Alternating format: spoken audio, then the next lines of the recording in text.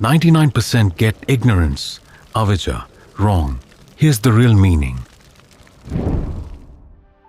There's a story in the canon. Lady Visakha, who was one of the Buddha's main supporters, has come from the funeral of one of her grandchildren. She stops off to see the Buddha, and he asks her, "Would you like to have more grandchildren?" "Yes."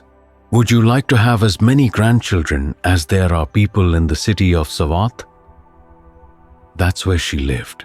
And the answer again was yes. He said, "But is Savata ever without somebody dying in the course of a day?" She said, "No, there's always at least 2 or 3 people. There's never a day when there's no death in Savat."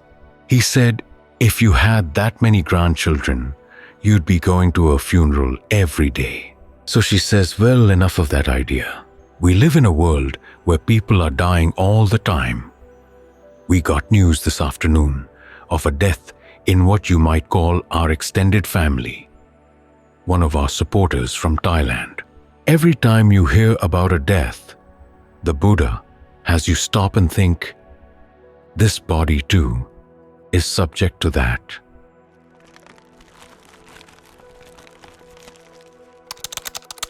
Now, this contemplation is not meant to get you depressed.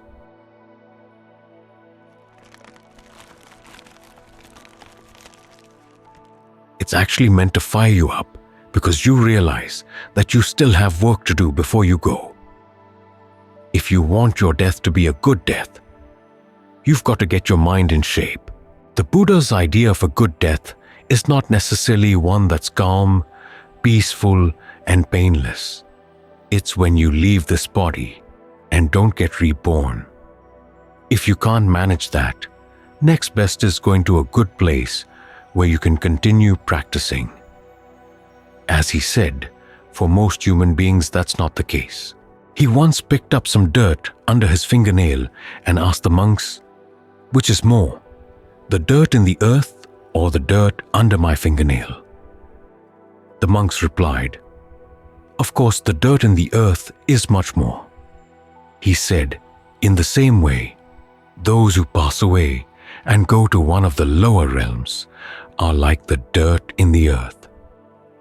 Those who pass away and come back to the human realm or to one of the higher realms are like the dirt under my fingernail."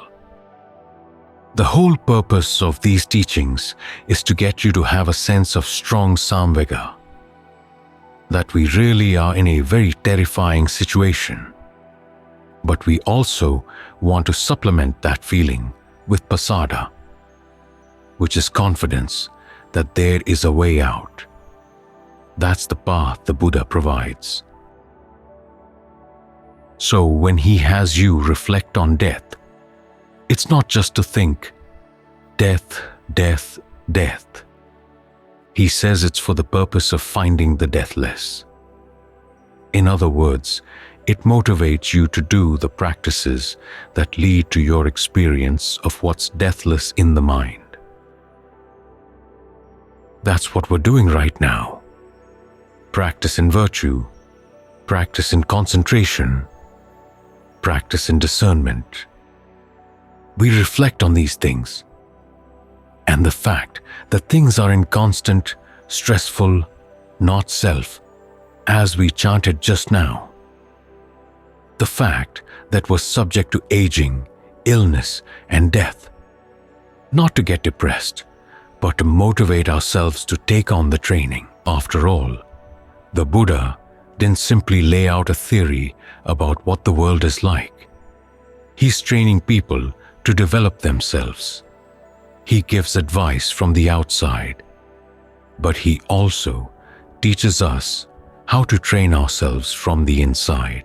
Part of the training, of course, is in this issue of motivation, making you want to take on the training.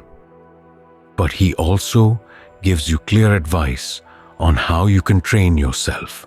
It starts with the very simple principles, like the teaching he gave to Rahula when Rahula was 7 years old. He started out by emphasizing the importance of truthfulness. He said that if you want to take on the contemplative life, you have to be the sort of person who would make a vow not to tell a deliberate lie, even in jest.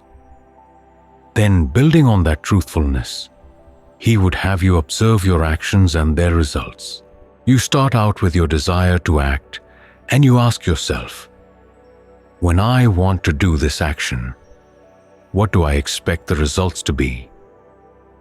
If you expect any harm, you don't do it. If you don't expect harm, you go ahead and do it. While you're doing it, you look for the results that are coming up immediately. Because the principle of causality is that not everything has to wait until another lifetime before it's going to show its results. Sometimes you get results right away. You stick your finger in a fire and it burns right away. So you look for any harm that may be coming up. And if you sense it, you stop. If you don't sense any harm, you keep on going. When the action is done, you look at the long-term consequences. If you see that you actually did cause harm, you resolve not to repeat that mistake. You go and talk it over with someone else who's more advanced in the path to get some advice on how not to repeat the mistake. And you develop a sense of shame, a healthy sense of shame over what you've done. Resolve that you're not going to repeat that mistake. If you don't see any harm, then you take joy in that fact and keep on training. These are basic instructions on how to be a skillful person. If you're going to master any kind of skill, as when you want to learn how to make pottery, you want to learn how to shoot a gun, you have to be very careful about what you want to do and then do it as best you can. Then you look at the results. If the results don't measure up, you figure out what to do to change what you're going to do the next time. So you approach all your actions as a skill. This relates to the Buddha's teachings on Avijjā, or ignorance. As he said, this is the factor that can turn anything in the mind into a source of suffering.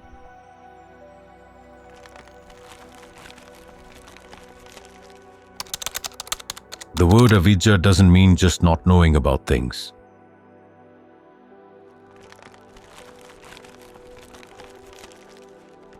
It also means a lack of skill. You're not skilled in the duties of the Four Noble Truths. You don't know how to comprehend suffering well. You don't know how to abandon its cause well.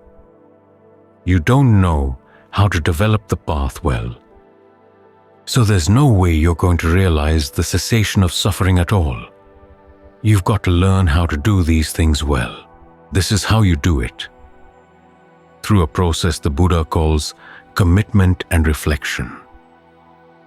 This applies to your actions outside and also to the meditation.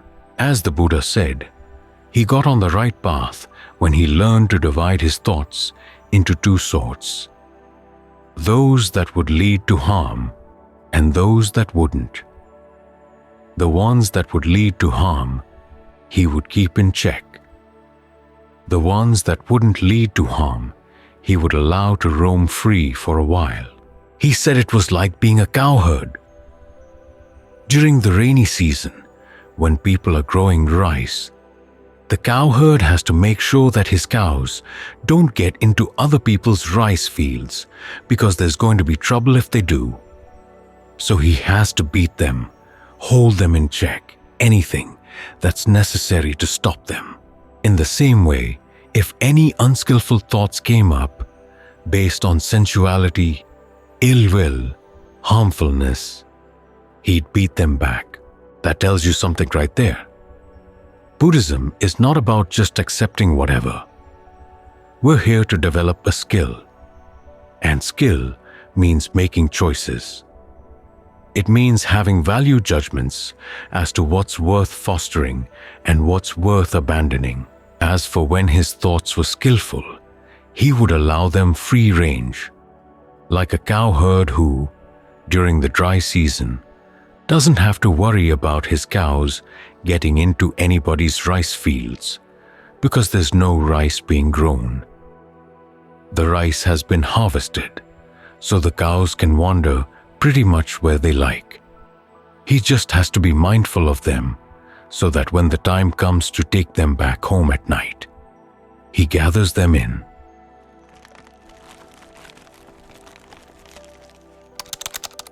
So the skillful thoughts he'd allow to roam free.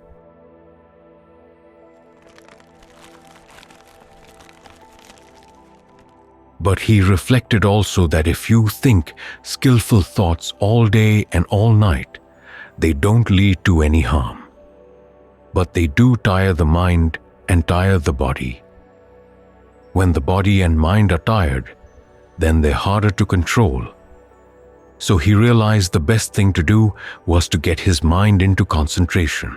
Again, commitment, reflection, and then acting on your reflection.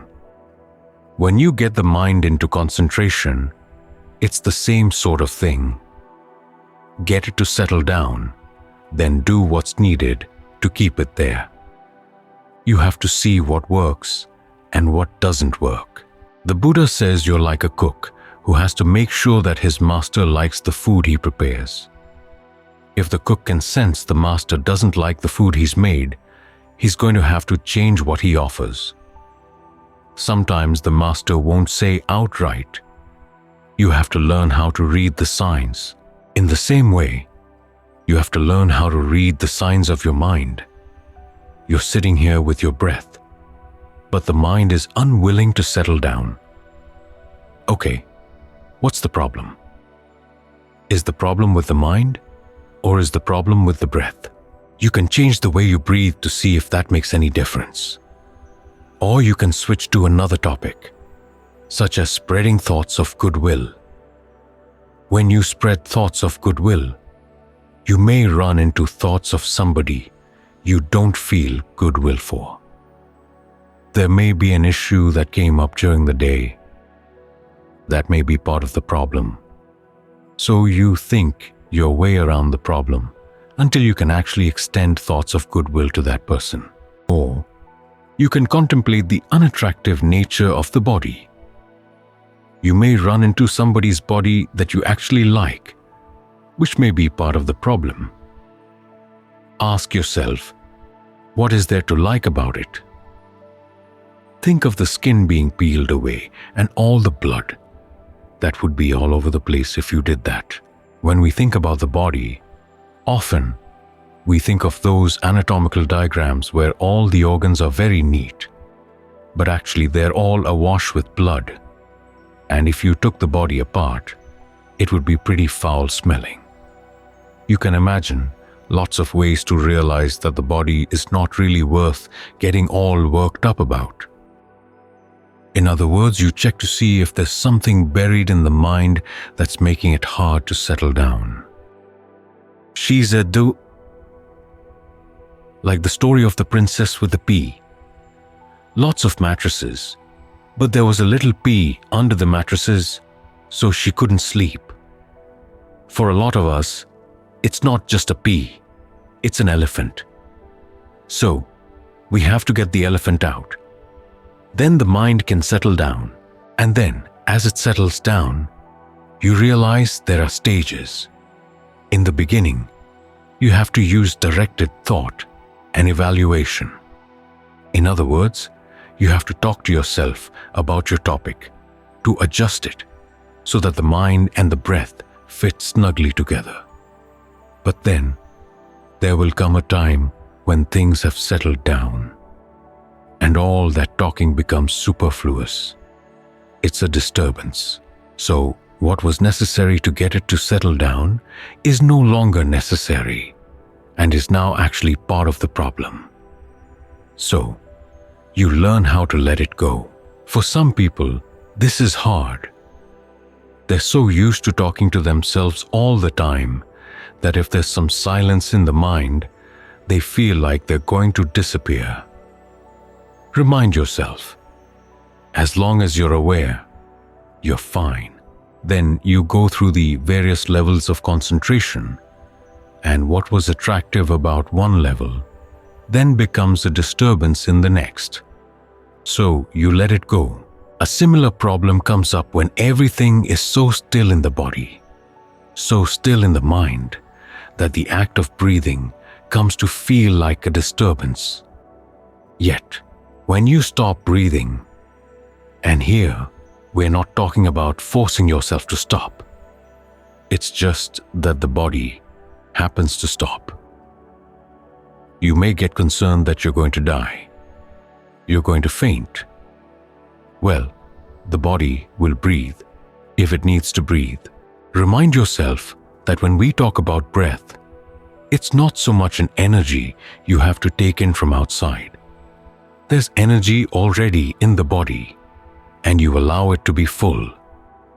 You don't squeeze it out when you breathe out. You learn to breathe with a sense of fullness, both in and out. Then, when the body feels full, you don't have to breathe that much. It's natural. And if the mind is really still, the brain isn't using up a lot of oxygen. It's not creating a lot of carbon dioxide in the blood. So, the impulse to breathe gets weakened. You're going to be okay. So here again, commitment, reflection. That's how you develop skill. With that skill, that's how you overcome the lack of skill, that's ignorance. At this point, you don't have to be thinking about death. Aside from the fact that at some point you have to ask yourself, this concentration I'm doing, if I stop doing it, it's going to run out. Is there a level of inner peace where I don't have to keep on doing? Only when you get to that are you really safe. Something that's not affected by space, not affected by time. The Buddha says it's there. So always open your mind to that possibility, and you'll find that your mind inclines more and more in that direction as you get more and more familiar with your concentration. It's what the Buddha calls training for calm. Learning how to appreciate the fact that when he says that there is no happiness other than peace, he knows what he's talking about. You're willing to incline your mind in that direction. So we think about death to motivate ourselves. But then, instead of thinking about death all the time, we actually get to work getting the mind to settle down through this process of commitment and reflection. That's how we become skilled. All those thoughts about death, aging, illness, and death, inconstancy, stress, not self. That's what they're all about. To keep reminding us that where we are is not ideal. It's not to be accepted. It's something to be overcome. And the path to overcoming it is open.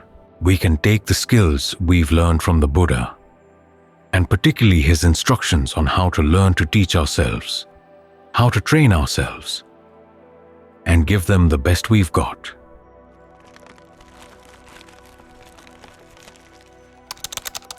Make the most of right now.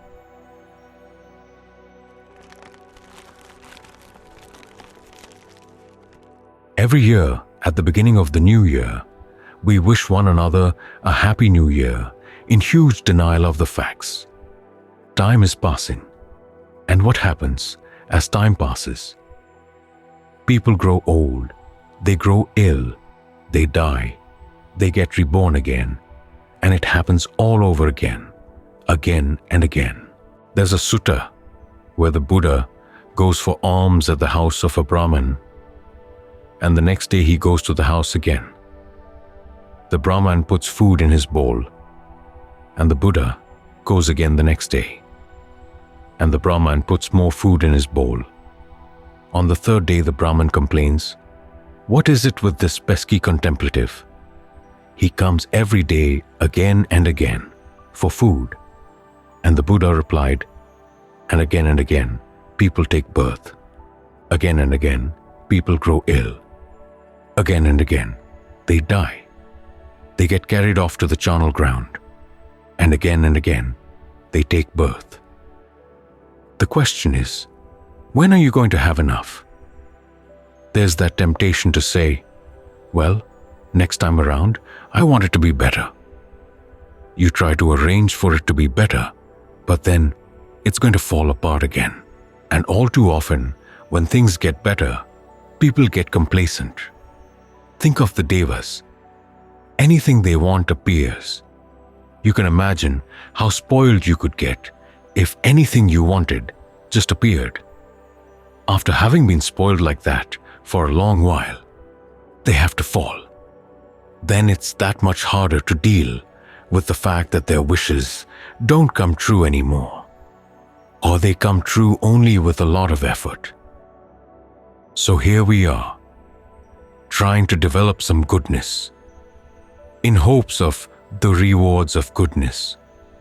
But then, the rewards, if you hold on to them, turn on you.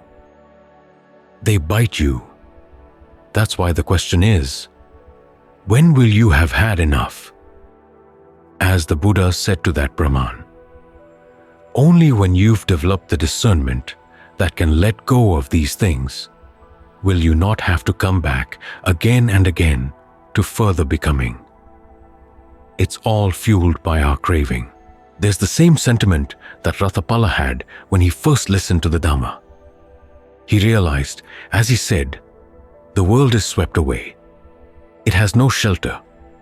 You have nothing of your own. In other words, inconstancy, stress, pain, not self.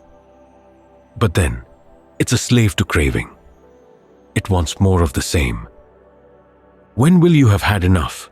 There's another place where the Buddha points out that if you take delight in sights, sounds, smells, tastes, tactile sensations, ideas, then you're delighting in stress, you're delighting in pain. Now, some people might say, why are you bad-mouthing the good things of the world, the good things of life? We're not really bad-mouthing these things. We're just pointing out the facts because there's something better. That's what you always have to hold in mind. There is something better. Sometimes the Pali word for stress, dukkha, is translated as unsatisfactoriness. There's a way in which that's right, but a huge way in which it's wrong. Dukkha means pain, stress, suffering. It's unsatisfactory because there is something better, but taken on its own. When you say that something is unsatisfactory, it sounds as if you could simply change your standards and learn how to be satisfied with things, and then you'd be okay. And that's a lot of what modern Dharma teaches. Accept the fact that things change. Don't want them to be any way different, and you'll be okay. Learn some equanimity. That is not the escape from suffering. That's not the escape from unsatisfactoriness. The escape is realizing that you're implicit in making these things happen. When the Buddha says that the objects of the senses and the senses themselves are fabricated, it's not simply that they depend on conditions, but that you play a role in getting engaged with them, shaping them, and it's because you still find delight in these things that you keep coming back. So, in the meantime, he says to delight in the path. Even though the path is made out of intentions, thoughts, words, deeds, still it's a set of intentions, a set of aggregates that provides the way out. You have to depend on this body, with all its illnesses and its aging, as a tool for practice. Either you take it as an object of contemplation, or you focus on the breath, contemplating the 32 parts of the body, or focusing on the breath to develop a sense of relative well-being. You know that you're going to have to give it up anyway. But it's better to give it up understanding why you took it up to begin with, and how you can learn how not to pick it up again. That's what we're aiming at.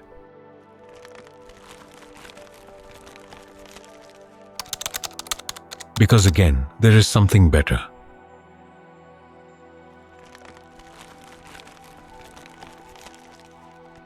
If there weren't something better than all this, the Buddha wouldn't have taught. As he said, if there weren't a true happiness to be found by developing skillful qualities and abandoning unskillful ones, he wouldn't have taught people to act in those ways. He taught because there is a benefit to these activities that goes beyond the ordinary, coming back to better things. So here's our opportunity. We don't know how much time we have. And as the Buddha says, days and nights fly past, fly past.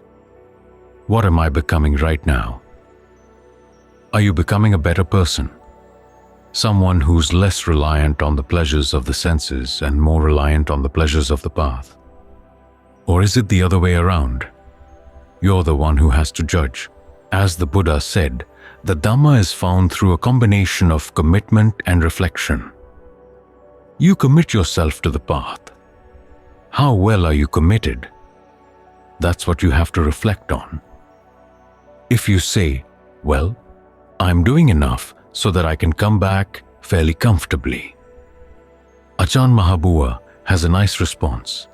He says, people who are planning their next lifetime don't really believe in rebirth.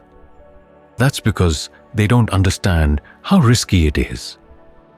We have no idea what karma we have in the past that might barge in at some point and take us off to some place where it's going to be hard to practice.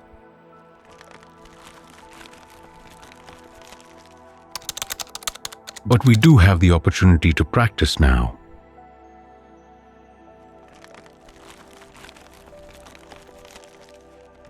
So make the most of it. Try to be uncomplacent. Try to be heedful. Because those are the qualities you have to depend on. If you're missing those qualities, the practice begins to fall apart. You start thinking, well, I'll make a practice of relaxing my way to awakening or taking the easeful path. I was listening to a Dhamma talk from another tradition last night, in which the teacher was saying he didn't like the idea of translating samadhi as concentration, because simply the idea of concentrating the mind makes you tense. There's something you have to do to get the mind focused, as opposed to simply allowing it to be peaceful and still. Well, peaceful and still, but not focused, means that you're just drifting around. You can't clone awakening. You hear about awakened people being at ease, but you don't get there by taking your ease all the time. Ajahn Swat gave the image of the difference between eating and being full. When you're eating, you have to find the food. You have to fix the food. You have to chew it. And you have to digest it. There's a lot of activity that goes into it. The feeling of being full is something that's just there. They're two very different things. You can't make yourself full simply by telling yourself, okay, I'll act like I'm full. You've got to do what's required. So realize, there's work involved. There are going to be frustrations and difficulties. But learn how to delight in taking the difficulties as challenges. Think of the difference between simply enjoying the pleasures of the senses and enjoying the mastery of a skill. Delight in the path is enjoying the mastery of a skill. You're working on a skill, something that you couldn't do before, but now you can. Problems that you faced before, and they seemed insurmountable. Now you can surmount them. That's the delight of the path. Yet that's nothing compared to what lies at the end of the path. As the Buddha said, if they could make a deal with you that they would spear you with 100 spears in the morning, 100 at noon, 100 in the evening for 100 years, 300 spears a day for 100 years, but with the guarantee that at the end of 100 years, you'd get full awakening, he said, take the deal. And when you arrived at awakening, you wouldn't think that it had been won by pain. The sense of relief that comes, the sense of being totally unburdened, totally unlimited that comes, would erase any regrets over how much pain was involved along the way.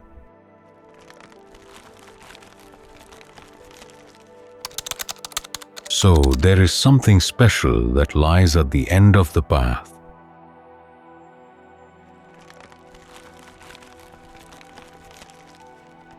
Have a very keen sense that it's worth it. At the same time, have a keen sense that you don't know how much time you have. Last night, we lost a member of our original support community. She lived to be 90 years, but still, at the end of 90 years, all that time seems like nothing. It's all gone. Where are those 90 years right now? They're gone. Once we're born, it's as if we've been sentenced to death, and we go around with this sentence hanging over us. We tend to forget that it's there, and we have no idea where we are in line or of who's next in line. But the sentence will be carried out. You can be sure of that. So make sure that you've developed as much of the path as you can in the meantime. If you don't, there'll be a lot of regrets, and it's not a good thing to die with regret. When the time comes, die with the sense, okay, I did what I could. Even if you haven't reached all the way, there'll be a sense of satisfaction there, and that'll carry you through.